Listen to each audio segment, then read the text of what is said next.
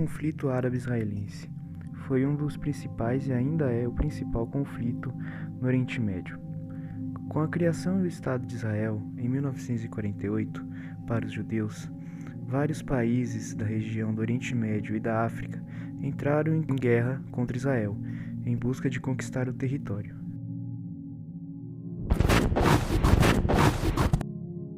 Vários conflitos foram travados entre as nações árabes e Israel. O principal território da guerra foi a Palestina e o território entre a Palestina, Estado de Israel e o Egito. Não todos, mas vários países das nações árabes, sendo eles Egito, Jordânia, Iraque, Arábia Saudita, Iêmen, Síria e Líbano, entraram em guerra contra Israel, que foi criado em 1948. No mapa é possível ver como Israel cresceu e aumentou seu território de forma absurda, principalmente na Guerra dos 6 Dias, onde obteve o Sinai, que mais tarde foi devolvido pela ONU para o Egito. É importante entender mais desse conflito que por décadas assolou parte do Oriente Médio. Para isso, vamos começar primeiro pelo contexto histórico.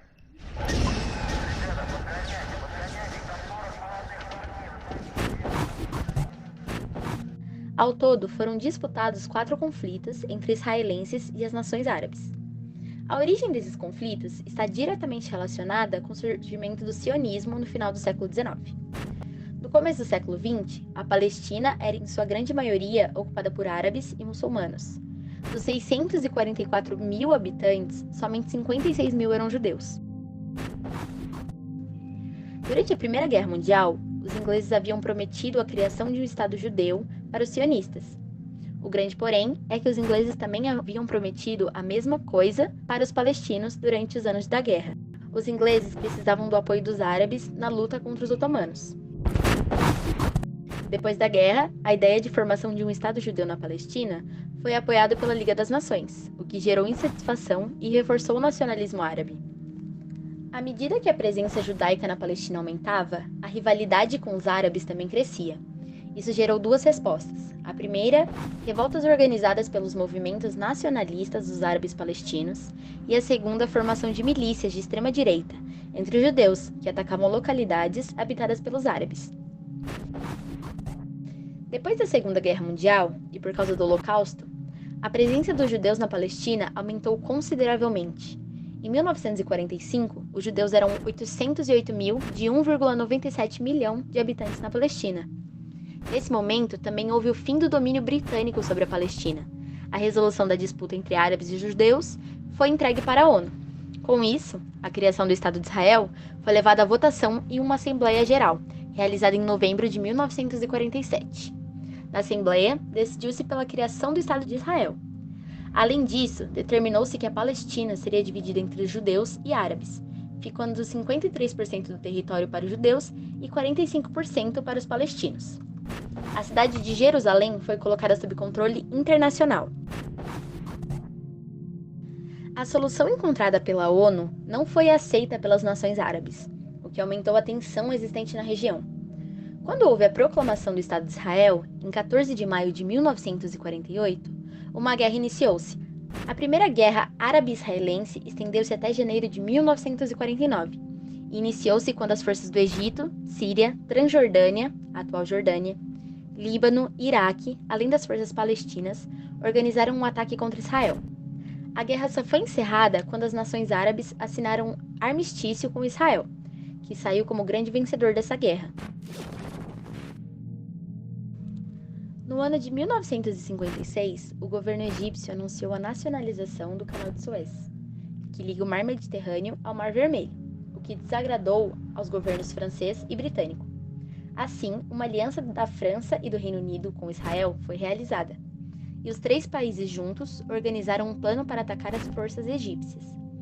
Isso ocorreu em 29 de outubro de 1956, quando a Península de Sinai foi atacada pelas tropas dos 3 países, iniciando a Guerra de Suez. Passados 11 anos da guerra, a relação entre árabes e israelenses ainda era tensa. Nesse contexto, surgiram grupos de resistência palestina, a Organização pela Libertação da Palestina, OLP, e o Al-Fatah. Essa última agia por meio de táticas de guerrilha, e promovia ataques contra Israel, a partir de suas bases instaladas na Síria. A partir do dia 5 de junho de 1967, o exército de Israel deu início à Guerra dos 6 Dias, ao organizar um ataque como resposta aos árabes. Foram conduzidos ataques aéreos e terrestres de maneira fulminante. No prazo de 6 dias, os israelenses haviam conquistado uma série de territórios. No dia 10, foi assinado um armistício e a guerra teve fim. O último conflito aconteceu 7 anos depois, em 1973, e ficou conhecido como a Guerra de Yom Kippur. Essa guerra iniciou-se a partir de um ataque surpresa conduzido por egípcios e sírios contra Israel no dia 6 de outubro de 1973, no Sinai e em Golã. Esse ataque foi uma tentativa das duas nações de recuperar os territórios que haviam perdido durante a Guerra dos 6 Dias. A guerra estendeu-se até o dia 22 de outubro, quando, por mediação dos Estados Unidos e da URSS, uma trégua foi assinada. O objetivo das duas nações árabes de recuperar seus territórios, no entanto, não foi alcançada. Como foi dito, a criação de um Estado para Israel foi de extrema importância, já que agora os judeus poderiam ter a própria terra. Infelizmente, como toda guerra que há no mundo, essa trouxe sérias consequências. Além do fato de destruição, morte e tristeza, essa guerra trouxe consequências de importância para o mundo.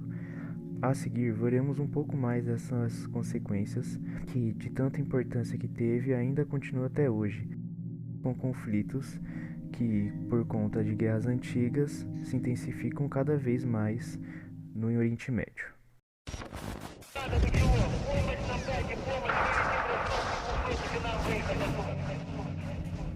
Além do aumento territorial de Israel, que ampliaram o seu domínio por uma área de 20.000 km², outra consequência foi a expulsão de quase 1 milhão de palestinos das terras conquistadas, dando origem à chamada Questão Palestina, uma luta pela recuperação territorial.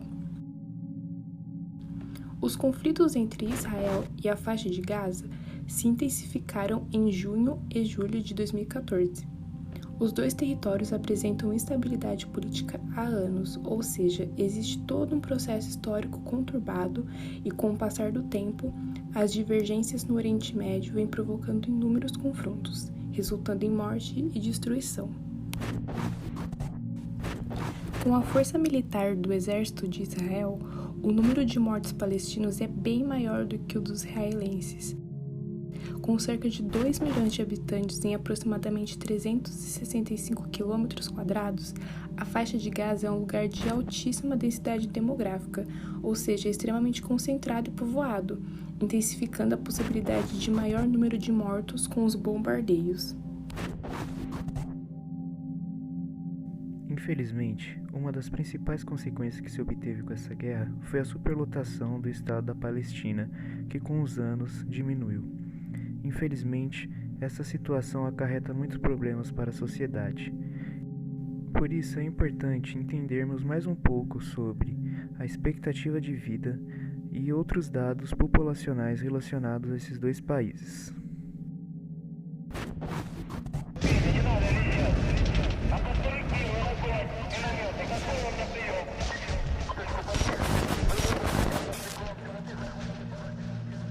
Atualmente, o país de Israel conta com uma expectativa de vida de 82 anos.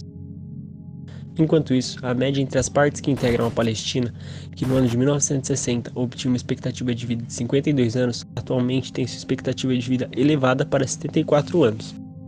Quanto ao IDH, o país israelense conta com um IDH elevado, de 0,872, enquanto a Palestina tem seu IDH em 0,681. Atualmente, Israel conta com cerca de 9.152.100 pessoas e sua taxa de imigração é de 2,1 para cada 1.000 habitantes. Já o correspondente à área da Palestina, atualmente tem 9.956.000 pessoas e sua taxa de imigração é de 0 a cada 1.000 habitantes, o que indica que mais pessoas entram no local do que saem dele. A taxa de crescimento populacional de Israel é de 1,9% e na Palestina de 1,8%. Como vimos, o número de população população é demasiadamente alto em relação ao espaço desses dois países. É importante ressaltar que, por conta da guerra, todos os países envolvidos nelas precisam financiá-la, ou seja, a economia de cada um é de extrema importância para entendermos um pouco mais da cultura do Oriente Médio e dos países da África envolvidos no conflito árabe-israelense.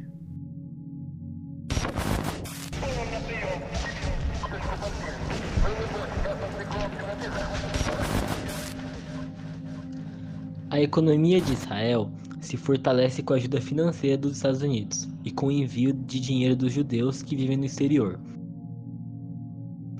Outro elemento de grande importância é a agricultura, que é praticada com grande aparato tecnológico. O setor industrial baseia-se nos segmentos bélico e de informática.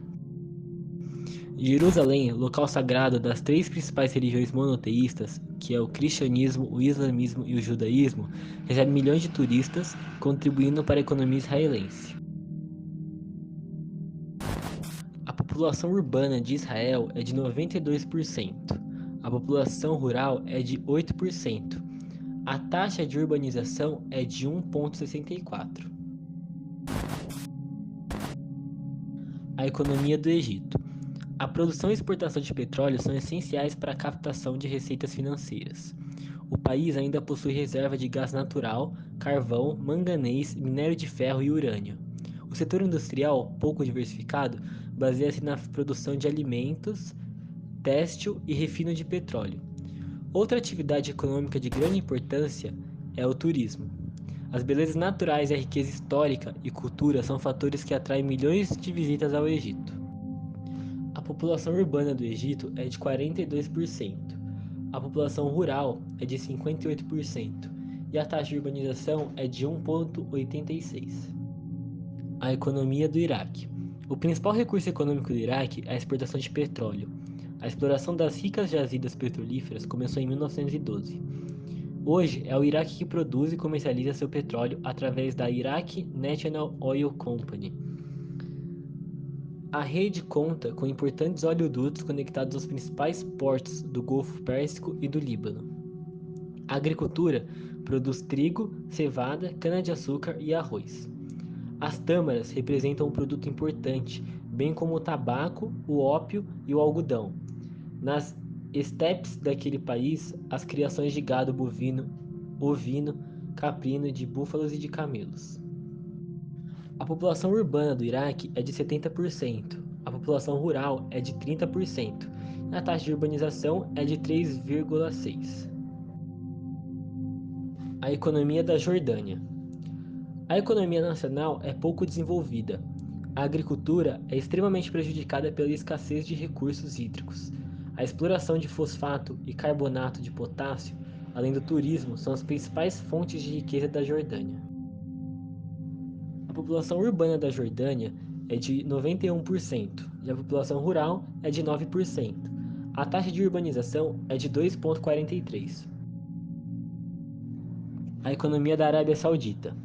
Na economia, destaca-se a produção de petróleo, uma vez que abriga a maior reserva deste minério do mundo. Essa é a principal atividade econômica.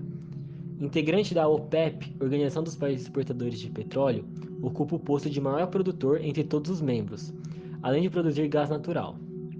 Com a implantação de técnicas de irrigação, a Arábia Saudita tem conseguido cultivar diversas culturas, com destaque para a produção de trigo, tâmara, tomate, melancia, cevada, uva, pepino, abóbora, berinjela, batata, cenoura e cebola.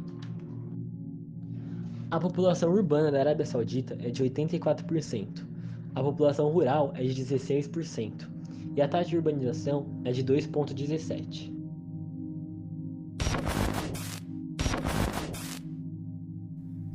Como vimos, muitos dos países envolvidos nas guerras árabe-israelenses possuem bom desenvolvimento social e econômico, o que facilitou para o desenvolvimento da guerra na região.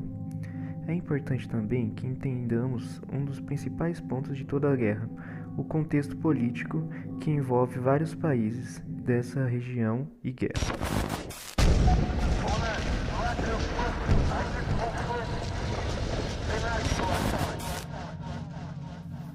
O conflito árabe-israelense pode-se dizer que começou com o avanço do movimento sionista.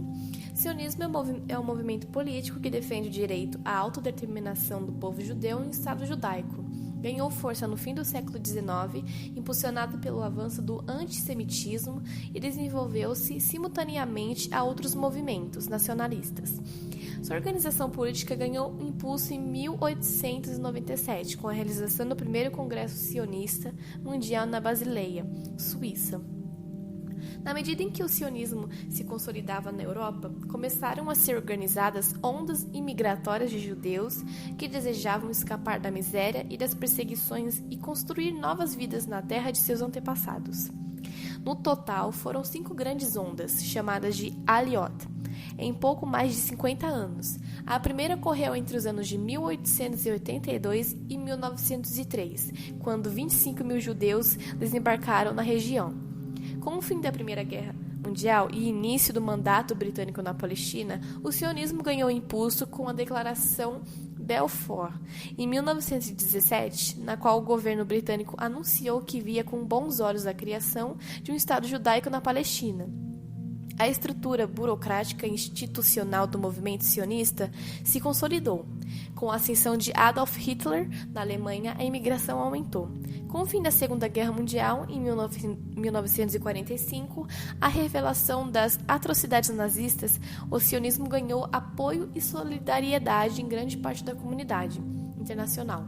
O auge do movimento ocorreu entre 1947 e 1948, com a votação da partilha da Palestina e a fundação do Estado de Israel. Nos países árabes, o nacionalismo árabe ou pan-arabismo nasce como uma forma de resposta teórica, política, à apresentação de um modelo estrangeiro. O pan-arabismo é um movimento político tendente a reunir os países de língua árabe e de civilização árabe numa grande comunidade de interesses. É um movimento para unificação entre as populações e nações árabes do Oriente Médio.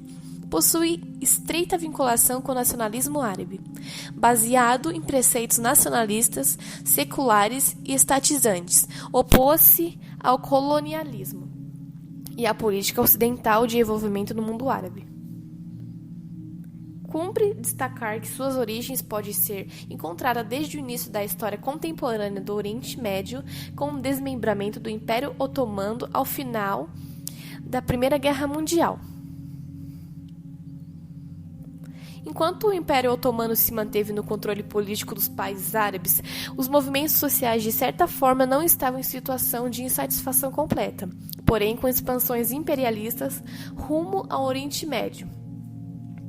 Desde o fim do Império Otomano, oficialmente extinto em 1924, o mundo árabe fragmentou-se em movimentos nacionais que lutavam contra o controle imperialista franco-britânico na região. A partir do final da década de 20, o sionismo foi considerado um movimento intruso em meio às aspirações nacionalistas árabes.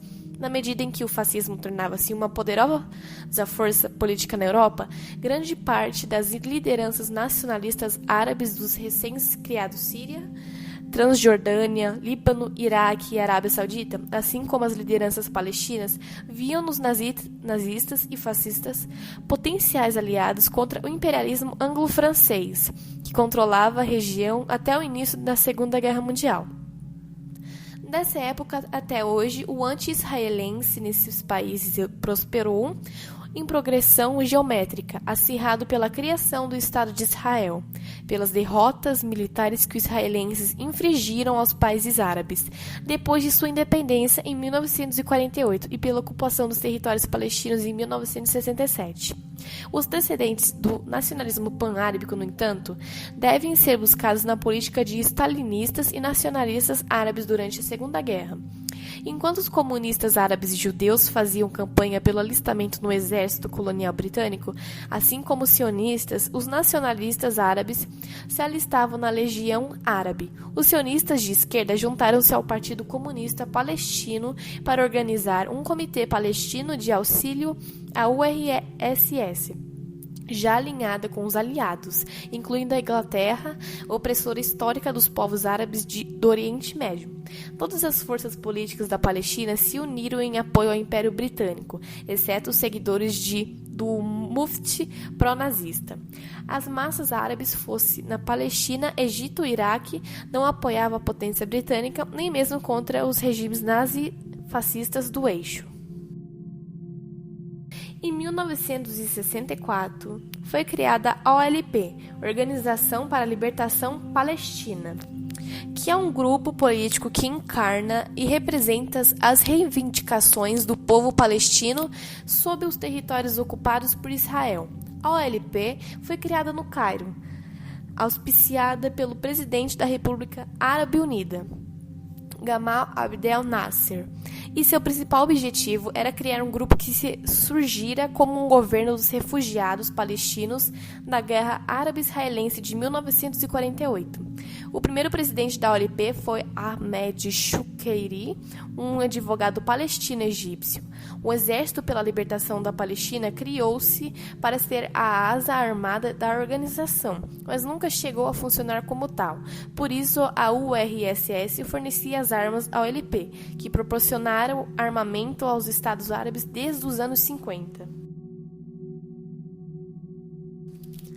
O principal grupo político da OLP, também controlado por Arafat, era o Fatah.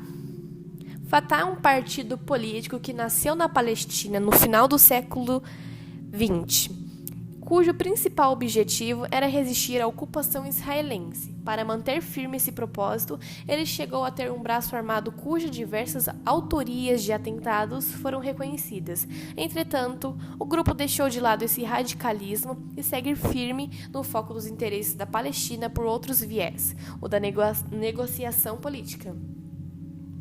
O nome da organização significa vitória. Ela já tentou a todo custo expulsar os judeus e destruir Israel, mas atualmente busca a criação de um Estado palestino que seja vizinho a Israel. Não existe motivação religiosa no Fatah, mas simplesmente política. Em 1987, foi criado o Hamas.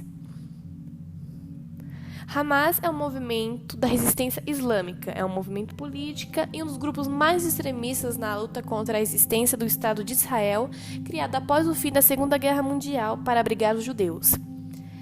O assassinato de Ahmed no dia 22 de março de 2004, que também fazia parte deste núcleo e era considerado líder espiritual do movimento, causou comoção e revolta na população palestina que prometeu vingança contra Israel. E assim desempenhava um papel fundamental para convencer os seguidores do grupo a promoverem ataques terroristas suicidas contra judeus. O grupo passou a ser classificado como terrorista pela União Europeia depois de agosto de 2003, quando atacou Jerusalém, matando centenas de civis israelenses, considerando o segundo maior movimento de guerrilha palestino contra Israel, atrás apenas do Fatah. A entidade funciona em alguns casos como uma rede filantrópica e assistencial, que ajuda algumas famílias em regiões da Cisjordânia e de Gaza.